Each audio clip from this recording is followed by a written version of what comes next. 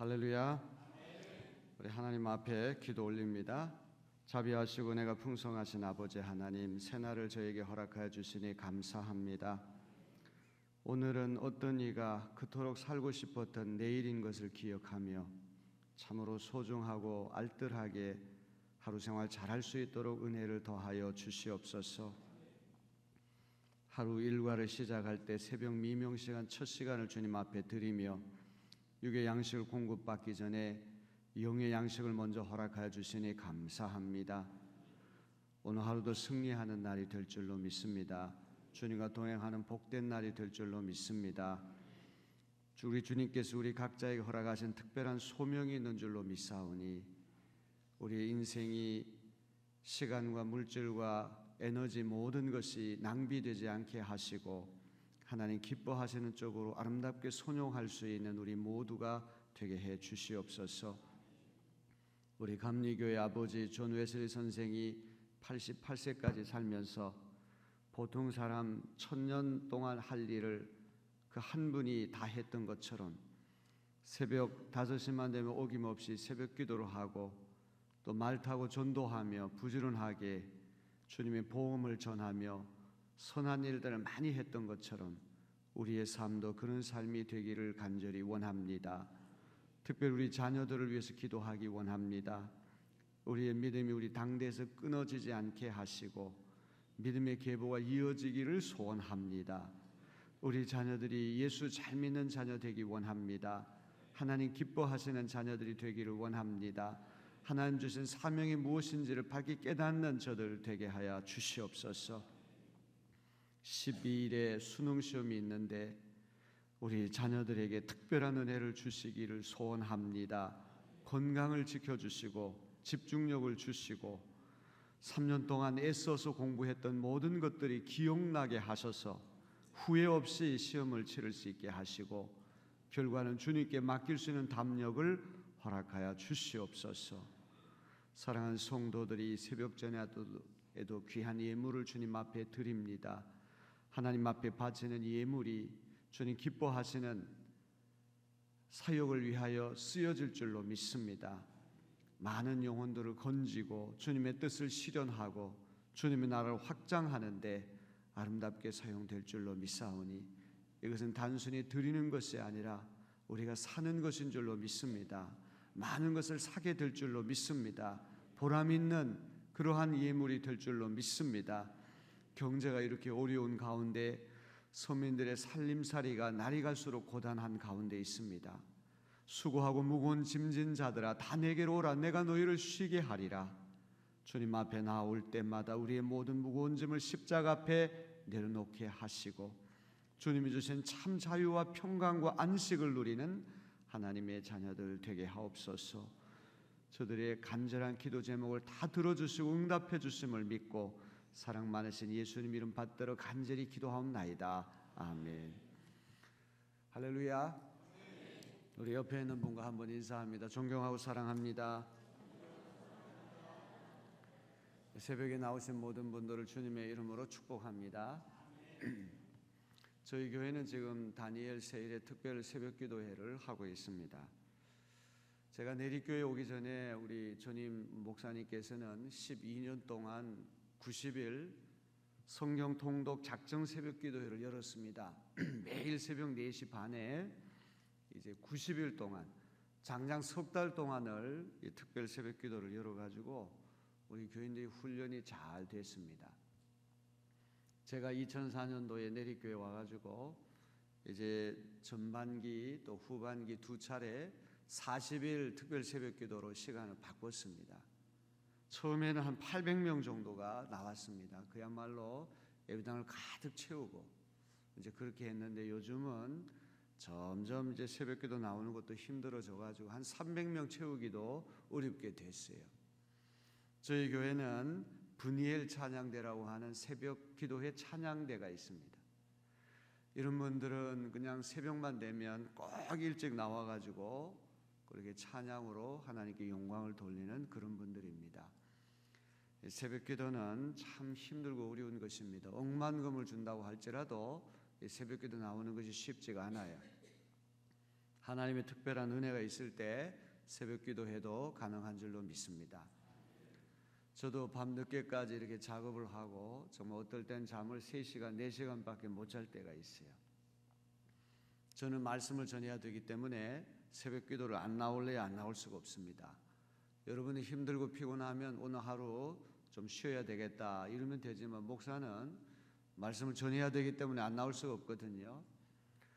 어떤 때는 새벽 기도를 왜 만들었어? 한국교회만 새벽 기도가 있다고 그러는데 왜 이렇게 힘들게 하나 불평할 때도 있는데 생각해 보니까 새벽 기도에는 목사를 위해서 있다 이런 생각을 해봅니다.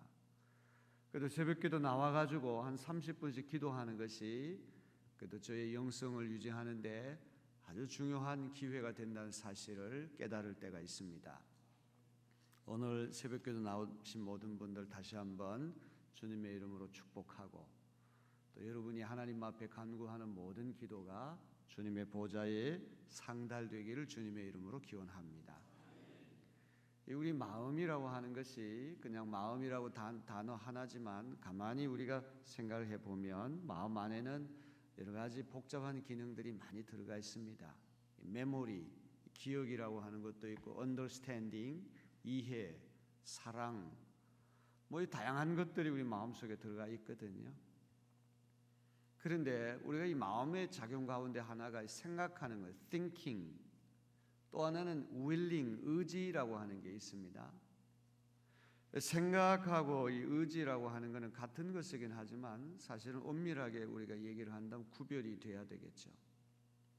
술 마시고 담배 피우는 건 건강에 좋지 않습니다. 생각은 너무나 잘 아는데 술을 끊고 담배를 끊는 것은 생각만 가지고 되는 게 아니에요. 그것은 의지가 굳세야만 됩니다. 의지라고 하는 건 행동을 할 수 있도록 만드는 추진력이거든요. 새벽 기도를 하는 것은 좋은 것입니다. 생각은 너무나 잘 알지만 생각만 가지고는 새벽 기도 나올 수가 없는 것이죠. 굳센 의지가 뒷받침이 돼야 합니다. 생각해 보니까 우리 신앙생활에 있어서 대단히 중요한 것이 의지력이 아닌가 싶습니다. 내가 은혜를 받고 깨닫고 정말 이렇게 해야 되겠다 생각은 하지만 생각만 가지고 되는 것이 아니라 의지를 굳게 자꾸 훈련시키는 그런 것이 우리에게 필요한 줄로 믿습니다. 우리가 영어 공부라고 하는 것도 날마다 하지 않으면 퇴보가 되거든요. 날마다 단어 외우고 날마다 공부하는 게 쉽지 않지만 굳센 의지를 가지고 하면 되는 것입니다. 운동하는 것도 마찬가지죠. 운동하는 거 참 좋은 것입니다. 여기 수원 이 화성 보니까 너무 아름답습니다. 한 바퀴 이렇게 빙 돌면 한 2시간 정도 걸린다고 그러는데 낮에 시간 날 때 한 바퀴 빙 돌면 생각도 할 수 있고 자기를 반성도 할 수 있고 얼마나 좋은 시간입니까? 그러나 그것도 의지가 뒷받침이 되지 않으면 작심삼일이라고 하는 말이 있는 것처럼 한 3일 정도 해보다가 슬그머니 또 중단할 수밖에 없는 것이죠. 저는 오늘 새벽기도 나오신 분들이 하나님 제가 어떤 일을 하든지 굳센 의지를 주셔서 실천하며 살 수 있는 제가 되게 해주세요. 이렇게 기도하는 여러분 되길 바랍니다. 생각만 가지고는 안 됩니다. 우리에게 굳센 의지가 있을 때 그 추진력을 가지고 실천하는 그리스도인이 될 수 있는 줄로 믿습니다. 오늘 우리는 마태복음 13장에 있는 귀한 말씀을 읽었습니다. 예수님 입에서 나온 이 비유 말씀 너무나 귀한 것입니다. 어떤 사람은 예수님에 대해서도 의심을 많이 하고 성경에 있는 말씀에 대해 의심을 많이 합니다. 그런데 의심할 수 없는 2가지 사실인데 첫째는 예수님 십자가에 달려 돌아가셨다는 사실이고 두 번째는 예수께서 비유로 말씀하셨다는 거예요. 이 비유라고 하는 말은 우화라고 하는 말하고는 다르죠. 이솝 우화라고 하는 것은 낙타가 말을 하고 토끼가 말을 하고 의인화시켜가지고 거기서 어떤 교훈을 이렇게 찾아내는 것이 우화라고 한다면 예수님 비유는 그런 황당한 얘기가 하나도 없습니다. 2000년 전 팔레스타인 일상생활 속에서 일어나는 일, 농사 짓는 일, 집 짓는 일, 또 결혼하는 일, 이 팔레스타인에서 일상생활에서 흔히 일어나는 일을 짤막한 이야기를 통해서 하나님 나라의 신비를 우리에게 말씀해 줍니다. 하나님 나라는 광대무변하다.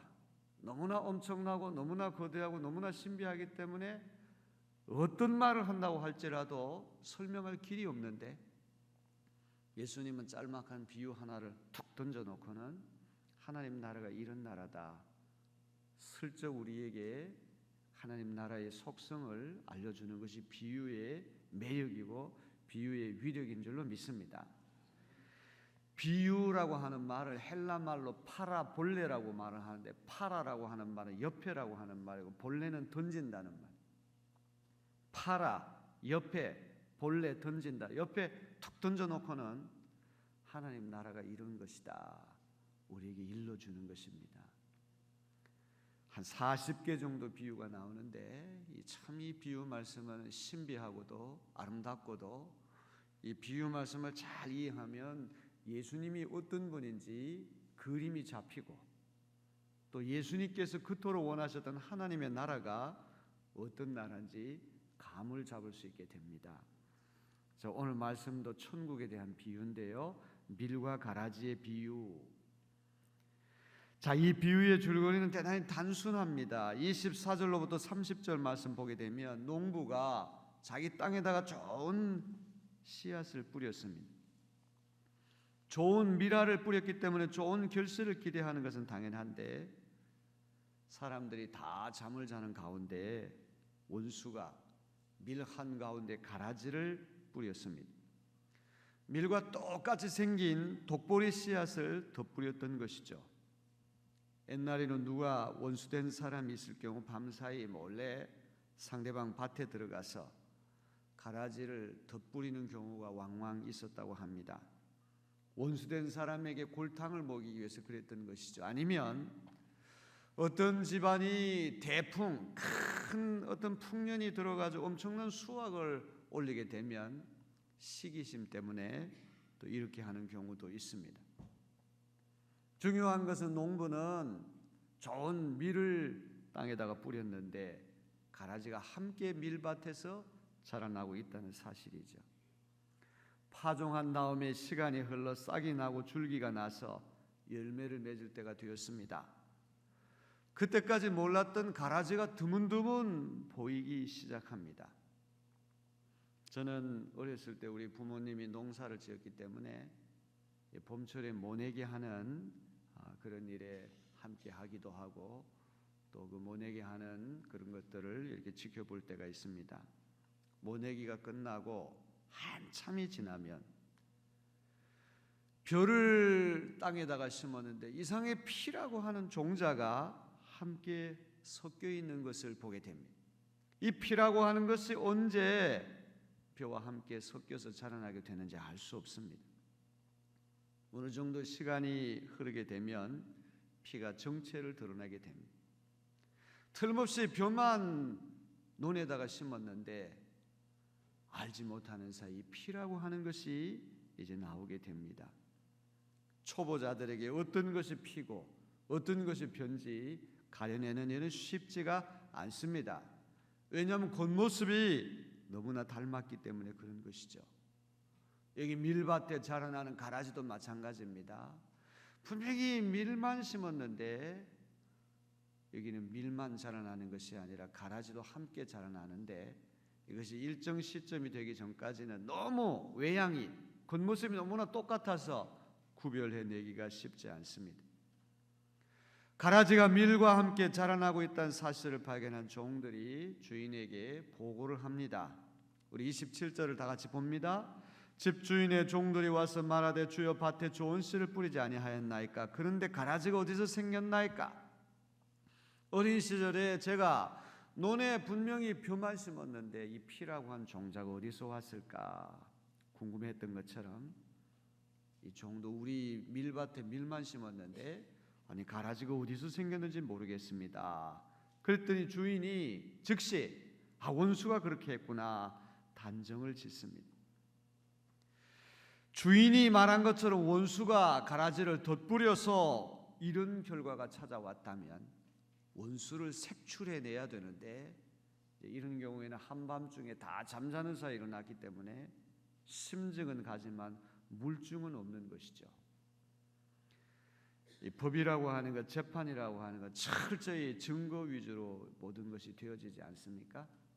이태원 살인 사건이라고 하는 아주 유명한 사건이 있는데 그것도 두 사람이 다 범인으로 추정이 되는 이 증거가 충분치 않아 가지고 이제 무죄로 석방이 되고 또 다시 또 공판이 진행되고 이렇게 되지 않습니까?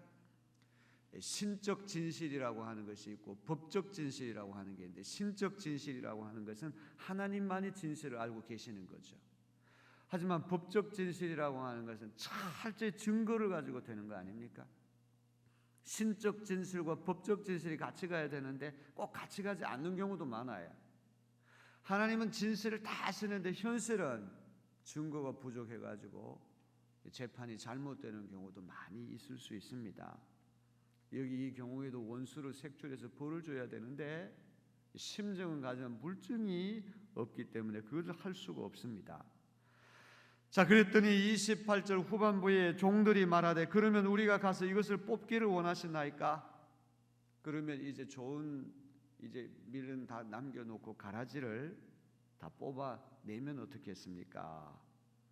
자, 오늘 이 비유에서 가장 중요한 말씀이 29절로 30절 말씀, 주인이 가라지 뽑아내자 이런 종의 제안에 대해서 어떻게 대답했는가, 이게 대단히 중요합니다. 우리 다 같이 한번 읽어봅니다. 주인이 이르되 가만두라, 가라지를 뽑다가 곡식까지 뽑을까 염려하노라. 둘 다 추수 때까지 함께 자라게 두라. 추수 때에 내가 추수꾼들에게 말하기를 가라지는 먼저 거두어 불사르게 단으로 묶고 곡식을 모아 내 곡간에 넣으라 하리라.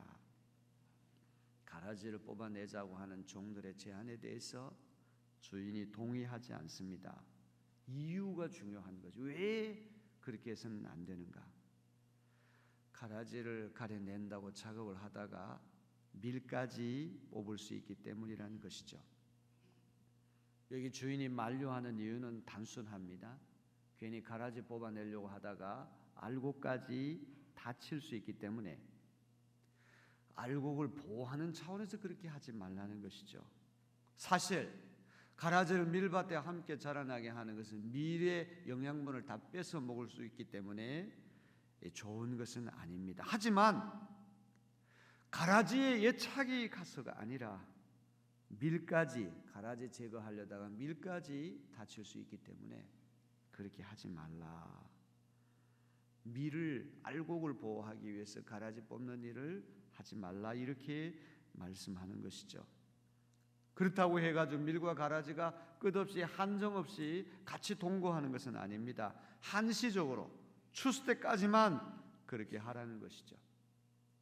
드디어 추수 때가 이르면 가라지는 뽑아가지고 단으로 묶어서 불태워버리고 밀은 주인의 곡간에 들어가게 될 것입니다. 적과의 동침이라고 하는 것은 추수 때까지 한시적으로 그렇게 할 뿐인 것이죠. 예수께서 이 비유 말씀을 하실 때 최초의 청중들은 어떤 사람들이었을까요? 주님이 이 비유를 통해서 전달하시려고 하는 주제는 인내, 관용, 은혜, 이런 것일 것입니다. 도대체 추수 때가 되기 전에 밀밭에서 가라지를 뽑아내려고 했던 사람들은 누굴까요? 퍼뜩 떠오르는 부류 두 사람이 있는데, 첫째는 열심당원들, 두 번째는 바리새인들. 열심당원들은 이스라엘이 로마의 식민 통치를 받고 있었기 때문에 어떻게든지 무력으로 빨리 로마를 쫓아내야 된다. 그 이방인들을 쫓아내야 된다. 아주 성급하게 빨리 축출해야 된다, 이런 생각을 가졌습니다. 이들에게 선과 악의 경계선은 너무나 분명하죠. 독립운동하는 열심당원들은 선이고, 또 동족들을 억압하는 로마 정부에 빌붙어 사는 사람들, 유대인 지도자들은 다 악이다. 또 이 바리새인들은 율법적으로 열심히 너무나 특별했기 때문에 의인과 죄인을 칼로 무자르듯이 선악의 경계가 너무나 분명했던 것입니다. 세리와 창기들은 하나님 나라로 들어갈 수 없다. 늘 그들을 폄하하고 업신여기고 그들하고는 교제도 하지 않고 그렇게 했던 것이죠. 예수님은 밀과 가라지의 비유를 통해서 성미 급한 이들에게 인내심과 관용을 가르치려고 했던 것이죠. 이제 제가 젊었을 때는 선과 악이 경계가 너무 분명해가지고 저희가 12.6 사태 또 뭐 광주 민중 항쟁 의거 이런 많은 일들이 있어가지고 우리도 데모 많이 했거든요. 그때는 선과 악, 정의와 불의의 경계가 너무 분명했는데 나이가 점점 들어갈수록 아무리 세상에 손가락질하는 사람이라고 할지라도 그 사람이 악만 있는 것이 아니라 선도 있는 것이고 상당히 복잡하다. 그러다 보니까 점점 모호하게 되는 것이고 또 젊었을 때처럼 금방 나서가지고 함부로 단정을 하고 판단을 하지 못할 때가 많이 있습니다. 이 모호성이라고 하는 것. 우리가 점점 철이 들 때 필연적으로 우리가 만나게 되는 것이죠. 세상은 선과 악, 진리와 허위, 정의와 불의를 쉽게 구분할 수 있는 그런 세상이 아니라는 것입니다. 밀과 가라지가 함께 섞여 있어서 외양만 가지고 쉽게 구분할 수 없듯이 이 세상도 마찬가지라는 것입니다. 괜히 밀밭에서 가라지를 뽑아낸다고 하다가 잘못하면 밀까지 뽑아내는 그런 잘못을 범할 수가 있는 것입니다. 누가 알곡이고 누가 쭉정인지 알 수 없습니다. 쭉정인 줄 알고 뽑아내는데 나중에 보니까 알곡일 수 있습니다. 알곡인 줄 알고 그냥 내버려 뒀는데 출시돼 보니까 가라지일 수도 있습니다. 제가 내리교회 오기 전에 텍사스 그 성 누가 연합감리교회라고 하는 교회에서 제가 목회를 했습니다. 그 교회가 중남부 지역에서 제일 큰 교회였는데 그 교회를 한 20년 동안 목회하면서 크게 이렇게 세우신 목사님이 이제 카나다로 목회를 가셨다가 이제 카나다에 가서 목회가 굉장히 힘이 드셨던 것 같아요. 그러면 다시 옛날 자기가 그렇게 교회를 성장시켰던 곳으로 오시면 안 되는데 어떤 생각을 하셨는지 다시 오셔가지고 한 150명 정도 교인이 또 그 목사님이 또 이제 데리고 나가서 거기는 이제 KMC라고 그래서 이제 우리 한국 감리교회로 간판을 달고 교회가 분열이 일어났습니다. 제 바로 전에 있었던 전임 목사님 때 이런 일이 있었거든요. 그러니까 그 목사님 큰 타격을 입었어요. 목회 윤리상, 목회 도의상 옳지 않은 것임에도 불구하고 이민 목회는 이런 일이 흔히 일어날 수가 있습니다. 제가 그 교회 갔더니 교인들이 그래요. 목사님, 쭉정이들은 다 나가고 알곡만 남았습니다. 저는 정말 알곡만 남은 줄 알았는데 그 알곡만 남은 사람들 가운데도 쭉정이들이 많더라고요. 여러분, 누가 알곡이고 누가 쭉정이인지는 우리가 함부로 그렇게 판단할 수 없는 것이죠. 여러분, 우리에게 필요한 것은 인내심과 관용과 미덕입니다. 추수 때까지 기다리라. 쭉정인 줄 알았던 사람이 나중에 가서 알곡될 수도 있는 것 아니겠습니까? 우리 그런 믿음을 가지고 인내하고 기다리라. 이것이 주님 우리에게 주시는 교훈이 아니겠습니까?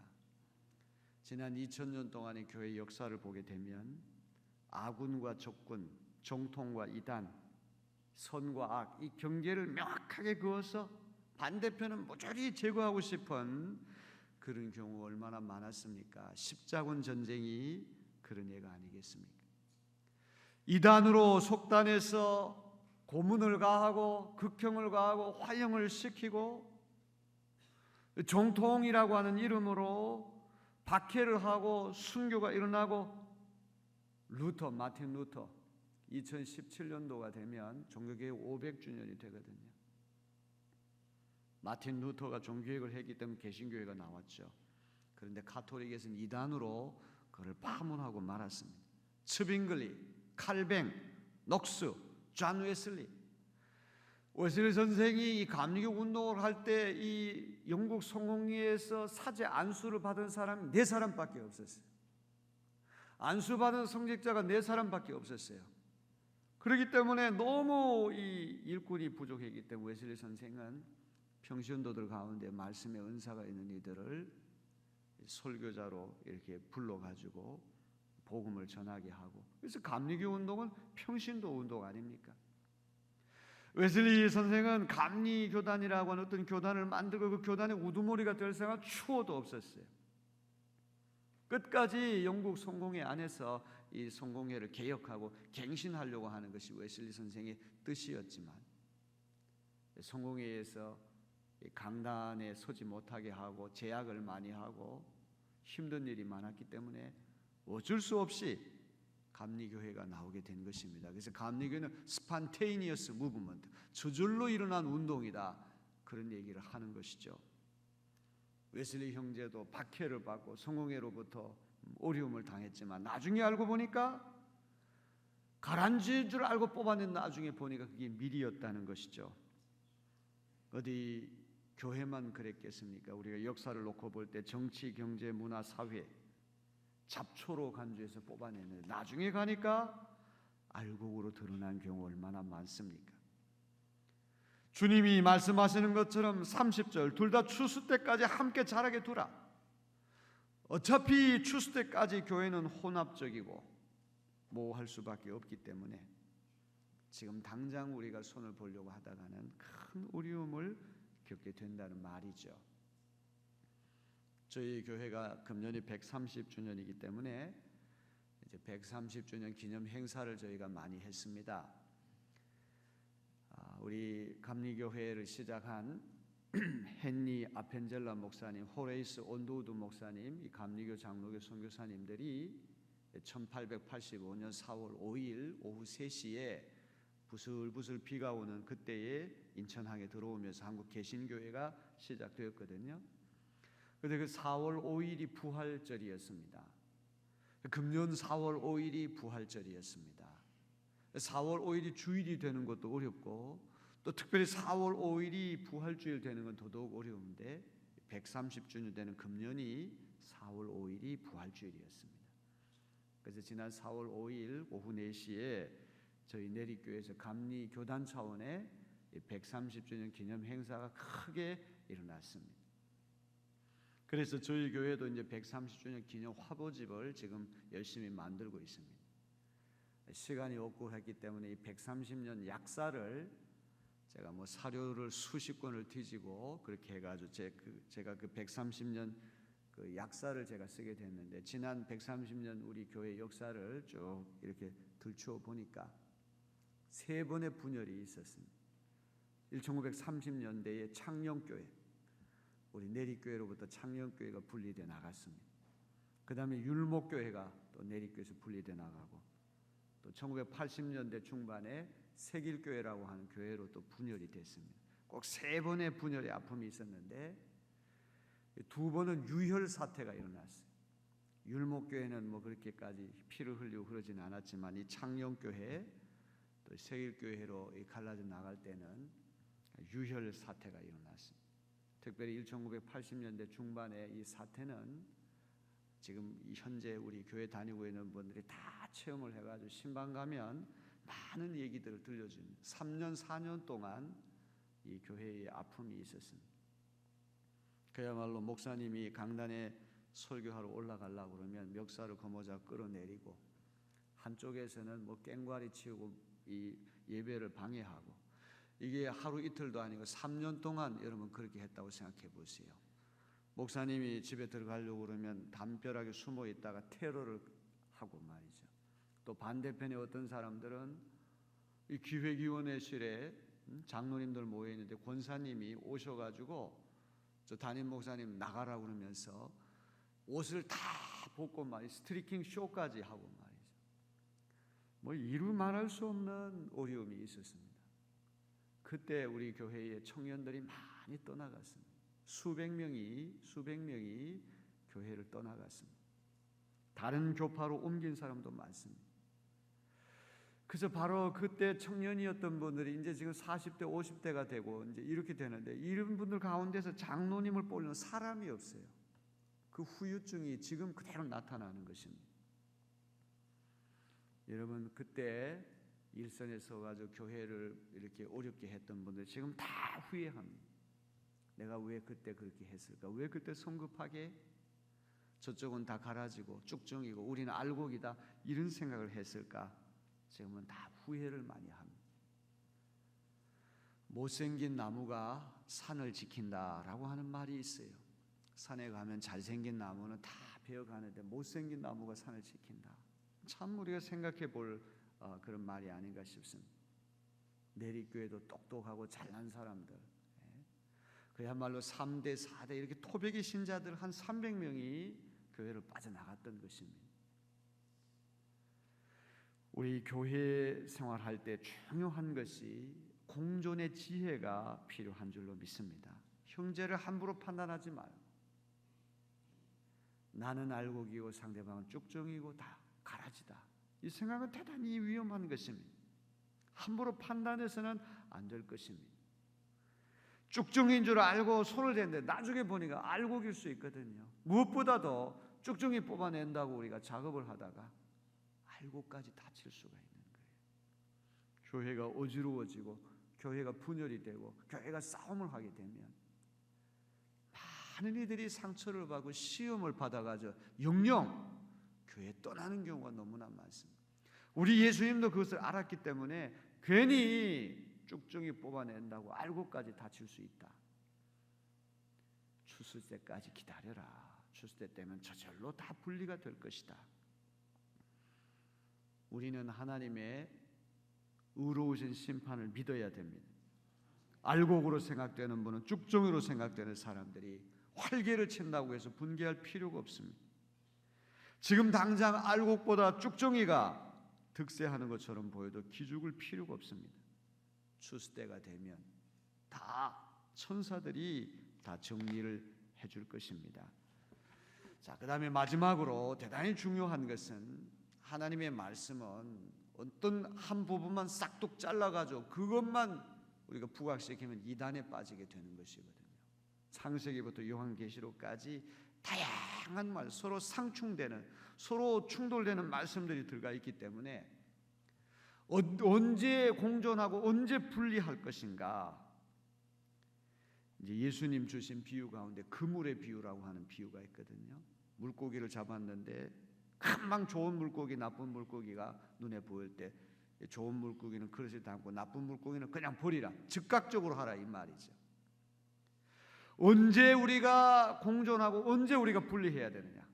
신천지라고 하는 이단이 들어왔다. 그때는 공존할 그런 여력이 없습니다. 빨리 그물의 비유를 생각해서 즉각적으로 우리가 빨리 해결하지 않으면 안 됩니다.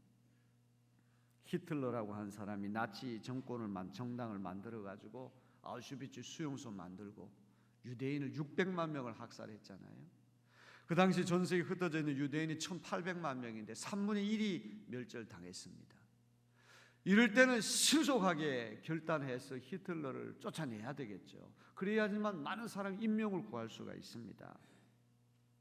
좋은 물고기, 나쁜 물고기 너무나 선명하게 눈에 보일 때는 빨리 좋은 물고기는 그릇에 담고 나쁜 물고기는 버려야 하는 것이죠. 선과 악, 진리와 허위, 정의와 불의가 선명하게 드러날 경우에는 우리가 그물의 비유를 적용해서 빨리 결단하고 선택해야 됩니다. 하지만 그렇지 않을 경우 상당한 인내심이 필요하고 관용이 필요할 때는 여기 밀과 가라지의 비유를 적용해서 우리가 슬기롭게 잘 인내하고 기다리는 자세가 필요한 줄로 믿습니다. 오늘 말씀이 여러분의 귀한 깨달음 되는 귀한 말씀 되어지기를 주님의 이름으로 기원합니다.